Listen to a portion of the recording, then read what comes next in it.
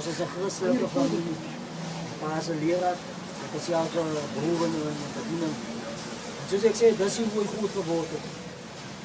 Al wat ek doen. Justice, as beteken.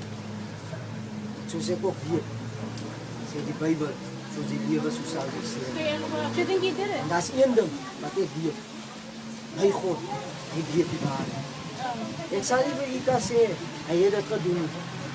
En daar's iets wat my hinder. Hy is laas dinsdag of woensdag in hegtenis geneem.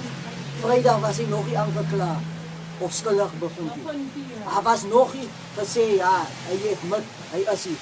Hoekom man skielik vandag? Na 48 jaar moet iemand aangeklaar word. Hoekom man so lang? En ja, soos ek verstaan nog, was hy vrydagoggend en ook sondagoggend 3 keer dink ek in die hospitaal. Wat hy daar gemaak het, weet ons nie. Maar ek sal baie graag dit wil weet by ons self. Is hy familielid van jou? Wat is hy van Soos jou? ek vir u kan sê, ek is sy ankel, maar ek vat hom as my broer, want hy het in ons is goed geword. My pa en ma het hom goed gemaakt. En dat is een ding. As ons enige iets uitvind, dat hulle het hom gedoen tot erbij, woorde dat hy moet sê, hy skuldig. Verder stappen sal gedoen word. En ek wil niks hoor, van dis 'n polisie dit, of 'n polisie daai nie. Mens is mens, en hy sal verseker, sal hy afgereken word. Hoe voel julle oor die aanval? Hoe voel julle oor wat met Anien gebeur het? Hy is hier. Van ek vat dit so, dit kon my eie suster gewees het. Hy het self susters. Van hoekom? Dis hoe mens behandel.